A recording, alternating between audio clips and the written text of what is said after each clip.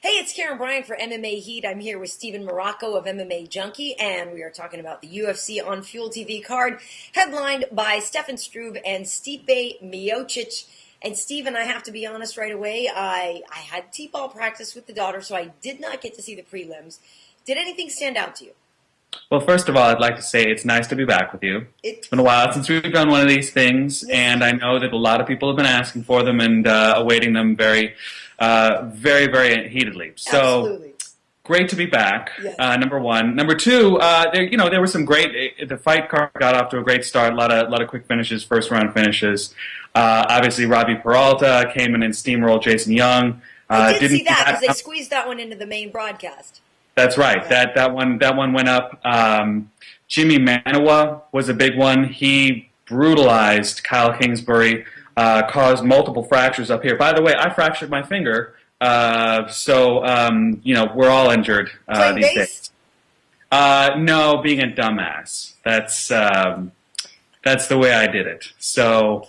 If I'm distracting you with my crippled finger, I apologize. But Jimmy Manawa brutalized Kyle Kingsbury, broke a couple of fractures up here on the brow, immediately swelled shut. Doctor called it. He looked great in the first round. I want to see what happens with him when he gets into a tough fight and gets into deep waters, because a guy that's got better wrestling might give him a run for his money. And Kyle Kingsbury, took a bunch of serious shots early in the fight. Right. And once you take those serious shots, that it puts you in a completely different frame of mind. You don't have the presence of mind to fight the way you usually do. Follow game plans and stuff like that, or at least as well as if you're clear-headed. So, good win for him. I kind of want to see what happens when he gets a little bit further up the ranks. Other than that, Brad Tavares looked great against Tom Watson. Tom Watson's been a UK stand-up for many, many years, regular on the scene.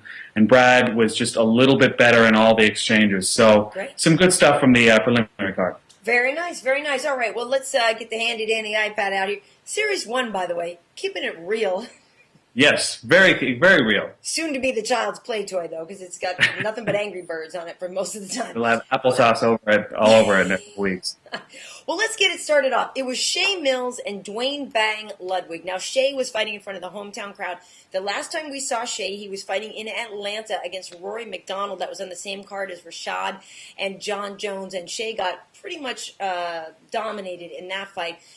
This time, he was doing all the dominating in the beginning of the round, and then all of a sudden, Duane Bang just kind of, almost like cried uncle, went down, sort of fell to the ground. It looked like, pointed at the knee. Herb Dean jumps in and waves it off, and Shea, as a gentleman, didn't go in for the kill. So unfortunately, that fight was called really due to Duane's knee injury. But I thought Shea was looking really good up until that point. Yeah, no, he was. The fight was not getting any better for Duane Ludwig. That was for sure. Because a little bit of a surprise. Shea didn't really engage that much on the feet. As soon as he saw the takedown attempt, he took it down and was really dominating Duane there. And he's known to be a puncher usually.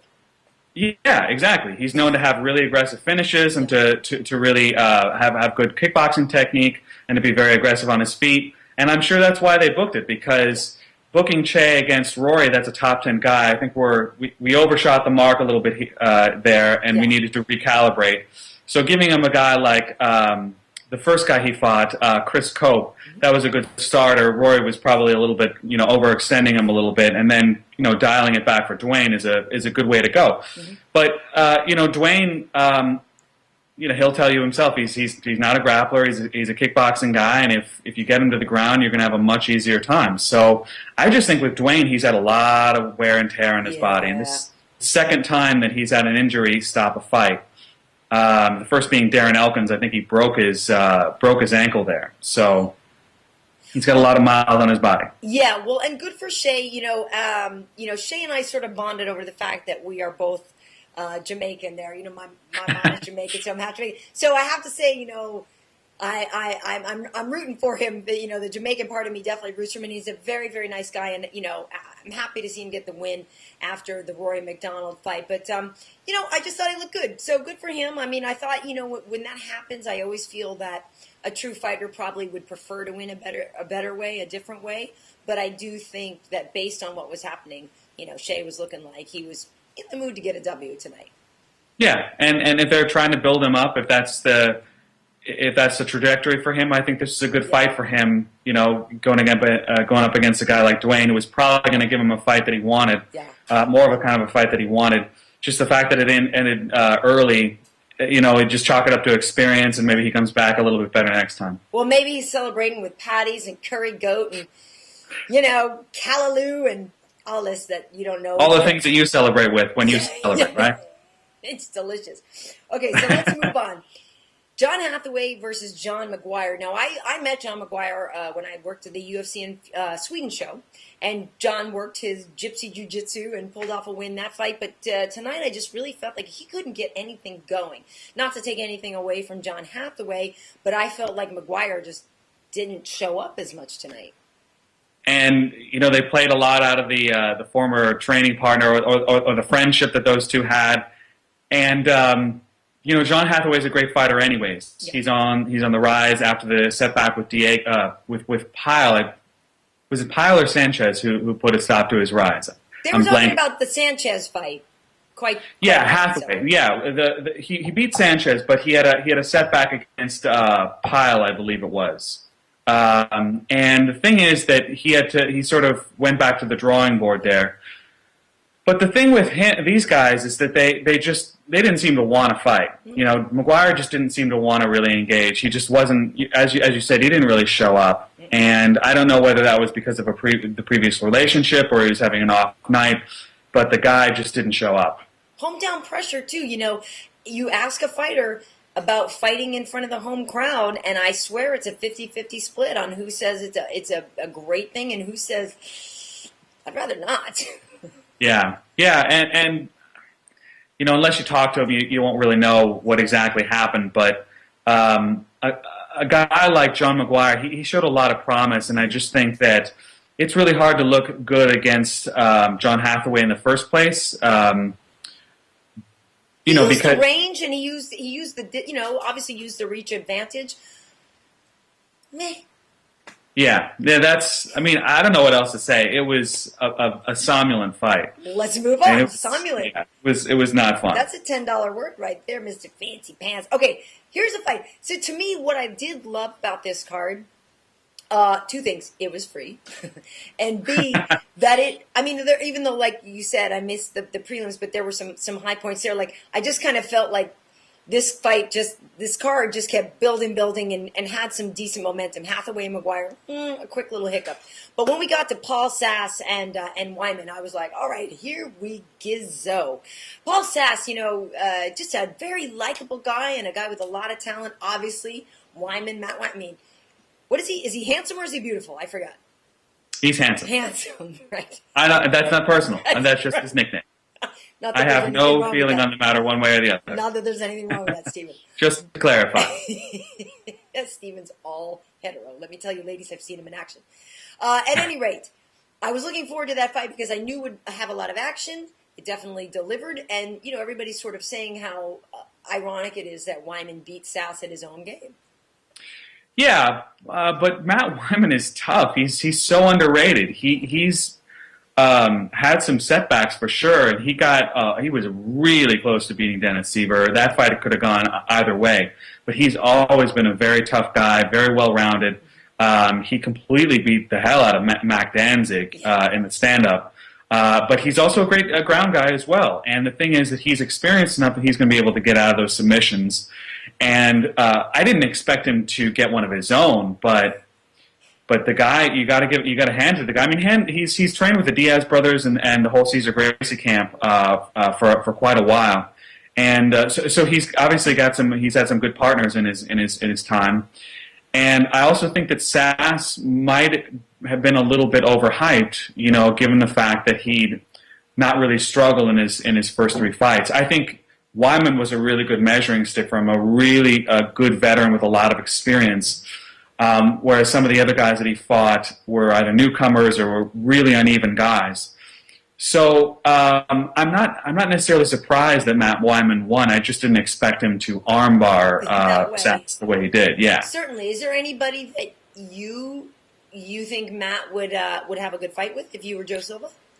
Gosh, there's so many guys in the lightweight division that he's already fought. Yeah. He's kind of in this weird position where he's faced a lot of the top guys, but beaten a lot of the lower guys. Yeah. So if I'm looking at the lightweight division, which is what I'm currently Opening another doing page, right alt now, tab, whatever. Gosh, there would be a lot of good guys from him to fight. I mean, Miller's coming off of a loss. Jim Miller would be a good fight. I mean, I'm thinking of a lot of guys that are kind of coming off of losses, but they're still top-tier guys. Still great. You can still sell a fight with them. Sure. As far as who's coming off a win... Yeah, there's no shame in losing to Nate Diaz. What's that? I'm saying for Miller, there's no shame in losing to Nate Diaz, who's about to fight for the title. So saying. Yeah. You could still sell a fight with one of the top tier guys. Yeah. So Jim Miller was a guy that was sort of off the top of my head, but you could do let's see here. You could do Dos Anjos. You could do TJ Grant. Okay. That might be a good one. TJ Grant's just coming off a big win over Evan Dunham. Right. So just talking off the top of my head, I think there's plenty of guys you can have him fight. Yeah. It's just a matter of.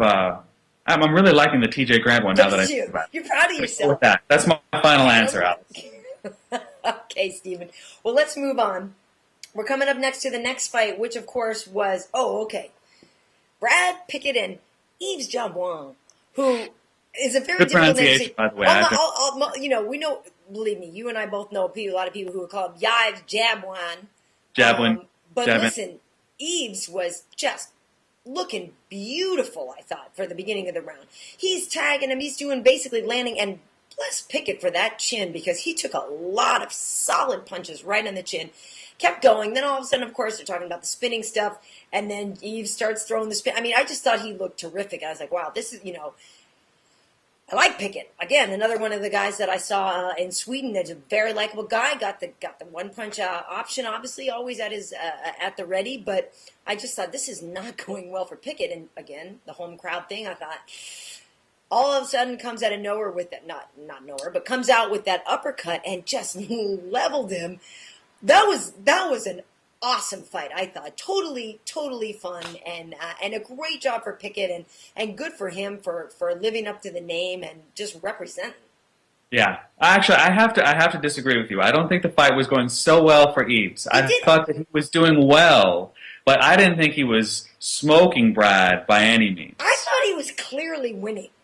I thought that Brad was doing really good on the inside. On the counter punching. On the outside, not so much. But you're never going to do good on... How many right hands did he eat, Steven?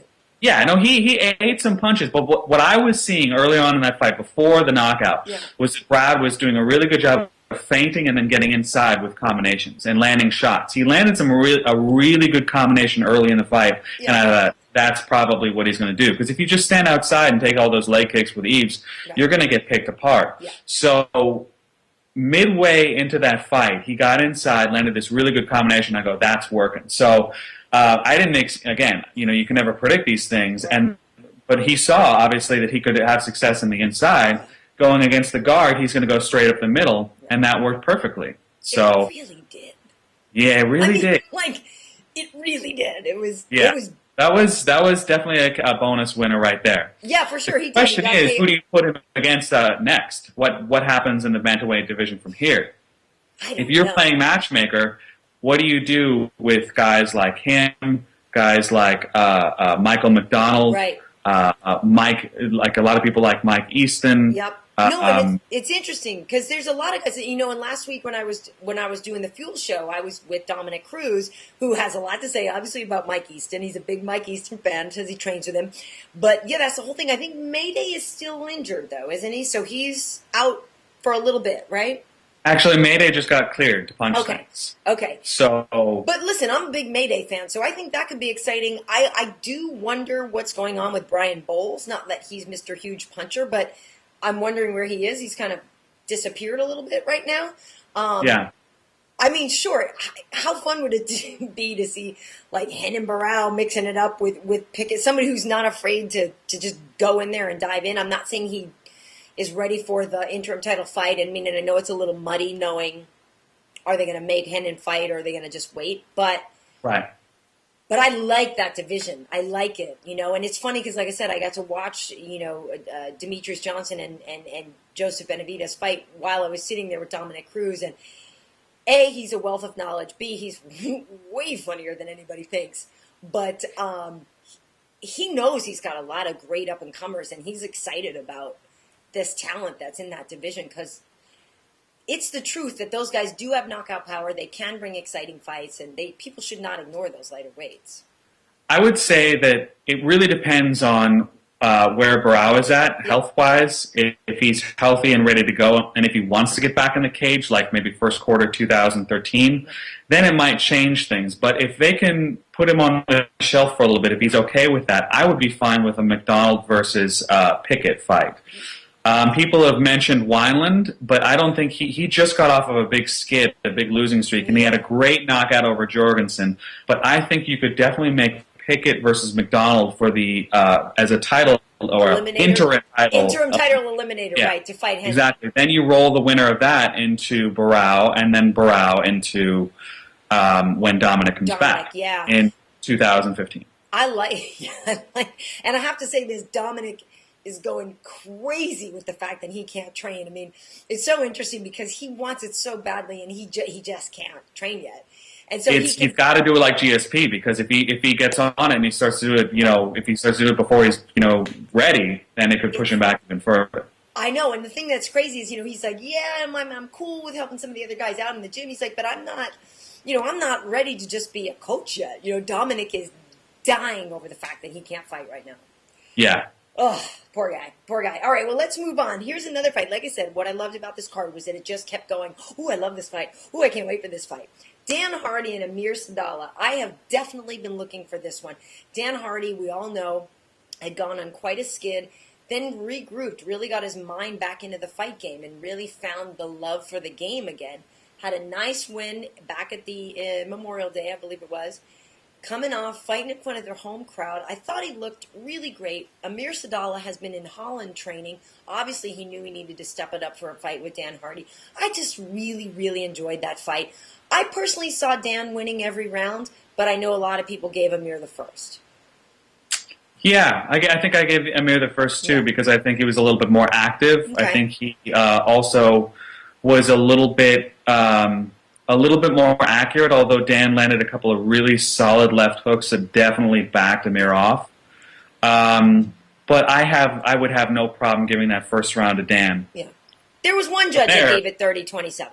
It was 29-28, 29-28, 30-27.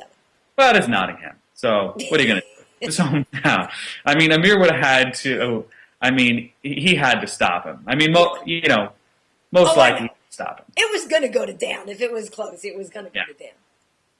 Yeah, but anyways, he's Dan is a guy that I look at his losing streak, and I look at a bunch of circumstances that sort of came together at the same time in terms of his training situation, in terms of the fights that he had, getting rushed into GSP, running into Anthony, who just wanted to wrestle, and then getting caught with Carlos, and then Chris Lytle. That was a great fight. Carlos won with they both knocked each other out at the same time.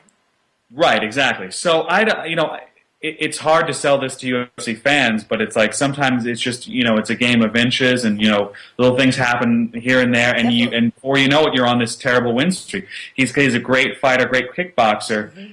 I have to say, I think he could have made it a little. I thought he would really school Amir. He's got a lot more experience than Amir. Right. If I'm not mistaken, he's a lot more decorated as a kickboxer. He has a lot more kickboxing experience than Amir. I really expected him to make it look a lot easier than he did.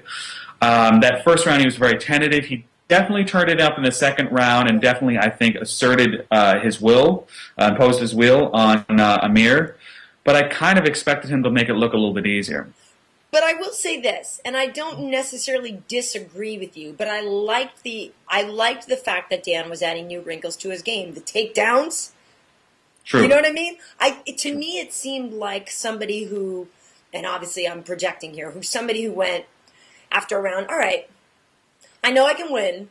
Let me try some of this stuff that I've been trying to add to my game, because at the worst case scenario, I'll fall back on what I know I can do and just just beat him up. Like, I think, to me, he seemed like a more thoughtful fighter in this one. He seemed more measured, and he seemed more just like that he was intent on trying certain things and making them work and just implementing an actual strategy and a plan instead of just like, all right, well, worst case scenario, I'll get out there and slug it out and I can probably still beat him. Do you know what I mean? Well, I think that's certainly very possible, and I think that's a great insight because that might very well have been going on. He may say, Amir is not going to knock me out, so I might as well try these new things. And maybe that explains the reason why he completely rocked him in the third round and went straight into a takedown as opposed instead of going for the finish. Right, exactly. But, I mean, hey, he got the win. Yeah. He looked good in set rounds 2 and round 3. And yes, it is good that he's adding new wrinkles to his game, and that's a result of wrestling in Vegas with a guy who's now escaping my memory. But the guy is he needs to be built up, built back up, and fights like Duane and Amir are the perfect guys to do that with. Now, on the flip side of that, though, where do you see Amir these days? I don't know. I mean, Amir came into the UFC, I think, with 0-0 or 1-0, I think. And then, but he has that tough love, and there's always that tough love. Got thrown into Dong Young Kim. A lot of tough fights that he's been in, and it's hard to say. He's survived for a long time because he's had some really favorable matchups like Baroni, but where he goes from here, he's a guy I think is going to be with the company for a while because you can always put him against those lower level guys and he'll make a good fight, an exciting fight. Gatekeeper guy you're saying now, though? What's that? Like gatekeeper sort of test guy? Kind of at this point. Yeah. I think he's what? How old is he? He is 32. Yeah. He's had 10 fights. And if you look at his wins, looking at his resume right now, he beats a lot of guys that are kind of on that lower level. Right. And he has, maybe 3, 4, 5 years in his prime? Yeah. So he's one of those guys, and there are a lot of them that are good, exciting fighters, and they're usually they're main card fighters on the smaller cards and prelim fighters on the bigger cards. They put in a good day's work. They excite the fans. And they're a draw. They draw because they're, in his case, he's a reality TV vet. And that's okay. There are plenty of guys like that to bolster the roster. Yeah. All right. Well, let's move on though, because this fight was one of those things where you really could have called it either way. I'm talking Stefan Struve versus Stipe Miocic. Stipe leading into this fight was undefeated. Now, Stefan Struve has faced, we did a nice long pre-interview with Stefan, and I want to say there were 3 other guys that were undefeated before they faced him and became defeated after facing Stefan Struve. And leading into this, I was like, Miocic, I don't know. This could be the guy that maybe you're going to have a harder time with. And I think the fight sort of went the way it was. Everybody kind of thought it was. Like, if you talk to Stefan and you say, hey, sometimes you take a little bit of a beating in the first round and then you come back and it makes people a little worried for you. And Stefan personally doesn't believe he's a slow starter. But then when you see these fights where he kind of takes a licking and then comes back, whatever. At any rate, I wanted him to use his jab more, and he always talks about that. I need to use my body the right way. I need to do that. And I feel like he's doing okay with it, but I'm screaming at the TV, jabs, kicks, because he could use that so much more. That being said, obviously when it came time to get in there and finish him off, he did.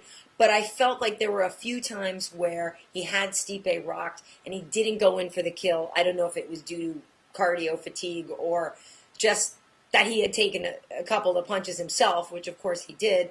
But I'm happy for Stefan. I think, every time he's proving his durability and getting a little tougher, I just fear that when you look at some of the other heavyweights, they don't pause about going for the kill. And I think Stefan still needs to just get that kill instinct a little bit better. Look, he's 6'11". He's not going to move. I think he's technically 7 feet now. He's never going to be Demetrius Johnson. No. it's just not going to happen. He's 6'11". Look at it. Look at the other 6'11" guys out there. I mean, look at the guys that are 6'6" and above. They just don't move the same way the smaller guys do. But he doesn't move poorly. It's just that I want. He doesn't move poorly, but more. I mean, look, he knows what the issue is, and if you were screaming, imagine what Anthony was doing. You know, Anthony is the guy that's or his trainers in Holland. Right. We're talking about Anthony Hardong, folks, for people who don't know, who obviously is sort of one of Stefan's mentors, a Dutch kickboxer. And when Stefan's here in the States, he trains with Anthony and Henry Akins over here at Dynamics. So right. And there was that one kick. There was that one kick that he threw that was a complete Anthony kind of kick where he completely threw the hip into it. Turned the hip, and right. that hurt Stipe. Yes. But my impression of the fight is that it was really Stipe's fight to lose after the first round. If Stipe had done what he did from round one, and the same thing, if he'd done the same thing that he did in round one and rounds 2 and 3, he would have had that fight in the bag. I don't know exactly what went wrong for him, but I think Struve's size and power eventually overwhelmed him. Well, I agree with you, because there were times when Stipe was really working the body shots and he was getting inside, and that's what was driving us crazy. It was like, how do you let this man inside? You're giant. You know what I mean? Right. Like, how about a push kick? Jab some more. Because to me, like, if you look at somebody like Anderson Silva, who's lanky like that, who knows he knows how to use his body so well. So the ladies say, no, I don't know. I don't know. Heyo. But you know what I mean? And so I know that the great thing about Stefan is he's a very, very willing student. He is also a young guy who still has time to learn. He's growing in strength and growing in maturity. And I think the cool thing is that it is going to come together. But there are some times in the fight where I just wish he had a little bit more of a sense of, oh, this is the time when if I just keep doing this for like another 20 seconds, I'm going to finish now instead of 2 minutes from now. Do you know what I mean? Because obviously he does have the power. I absolutely agree with you. And look, I mean, if you look at the way his UFC career has gone, again, he's a guy who's beaten a lot of mid-tier and lower-tier guys. And when he gets up to those upper-tier guys, he tends to lose. Yeah. And that's because he doesn't move. That's because he doesn't use his range and because he doesn't stay active from the outside. Right. I think of John Jones. When you look at his output from the outside, push kicks, kicks to the knee, jabs. I hate that kick. I hate that kick too. Actually, I'm not a big fan of it. I do think it's kind of dishonorable. I agree with you, and I wish they would outlaw it. And I had a whole conversation with Glover Teixeira about that kick, and he thinks it's dishonorable too. Exactly. Yeah. So, but it's not illegal. So if he wants to use it, he can use it. Yes. But the point is that his output keeps people at a distance. Yes. It keeps them from ever, getting inside and doing exactly what Stipe did, which is to work the body really, really well and go upstairs. Yep. And that's the thing. Stefan's head is straight up when he's going back. He's straight up and he's moving back. He's moving front to back. Yeah. He's not moving. I mean, and listen, I'm no expert, by the way. I'm no expert, but I do know that if you're going straight back and your head's up, that's overhand right city. You're gonna get tagged. Yeah. Exactly. And if we're talking about a potential matchup with Daniel Cormier, which is what a lot of people were speculating about, that the winner of this might get DC on November 3rd, which, by the way, scheduling-wise would not work. Not work so well. What do you think DC is going to do? He's going to throw that big overhand right, same as Silva, and he's going to knock you out. So right. Although DC's 5'10" on a good day. Look, I'm not saying it's. I mean, but Roy Nelson is no high tower either. No, I know. And I'm not saying Mark Hunt doesn't have to be tall either to get it done. I know, because once you work the body, the man starts to crumble. So I totally understand that. But the stare down would be pretty genius. I mean, pretty awesome. And also, we're talking about the top of the head versus the chin. The top of his head might be 6'11", but his chin is merely 6'6". So, I think DC can. Marrocco. Point taken. Yeah. Well, listen, all in all, though, I think it was a great show, a great free show, for sure. And we'll see where this goes. I mean, I don't know who Stefan will fight next, but he's building up a good record, so he's making his way. I mean, the other talk about Daniel Cormier was, Fabricio Verdum was making a little bit of a, hey, I'll go back to Strikeforce and fight Daniel. So, I don't know what's going to happen, but I'm pleased with that card. I thought there were some nice wins, and I thought the people who were expected to deliver did, and when our Pickett's and Dan Hardy, I'm glad to see him back. So overall, my rating on that was at least a solid B+, if not an A-. There were a lot of finishes. Yeah, everything except Maguire versus Hathaway was pretty groovy. There's always going to be one. Yeah. There's always going to be one. Well, or 9 in the case of UFC 149. Right. Oh, next week I'll be anchoring the UFC the weigh-in show on Fuel, and we've got, because next Friday we've got Bigfoot Silva facing Travis Brown. Any quick thoughts on how you think that fight might go? Quickly and violently in the favor of Travis Brown. If he does what he's supposed to do, which is stay outside. And again, Silva, great on top, but from the outside, very vulnerable to those big, wide, bolos. So sure. If it's Brown, if it's early, maybe Silva goes to the ground, or it's late. Okay. And also coming up, I mentioned quickly a second ago that I was talking with Glover Teixeira. So we went down to Black House on Thursday, just a couple days ago. Spent time with him, watched him train with Lou Polly and some of the guys working on their stuff. Glover's looking great. So we've got like a solid 20-minute interview with him coming up, folks. So I hope people will check that out. I tell you what, that is a likable guy. I'm really crushed that I'm not going to see Glover and Rampage fight, because I think it would have been great. But this Glover boy, nice guy and a solid fighter. Long overdue too. I mean, he was knocking Sokaju out back in 2006, and should have gotten a shot a lot sooner than he did. And we can thank the U.S. Well, actually, we can thank, I think, the Brazilian government for that. Right. It's the visa issues, but you're right. The man has not lost in 16 fights. The last time Glover Teixeira got an L was 2005. Right. Yeah, he's one to watch, so I'm looking forward to that for sure. For sure. All right, well, Steven, it's been a pleasure, and as you said at the beginning, it's been way too long, so we need to do this a little bit more frequently, but I hope all is well with you, and thanks for joining me today. Thanks, Karyn.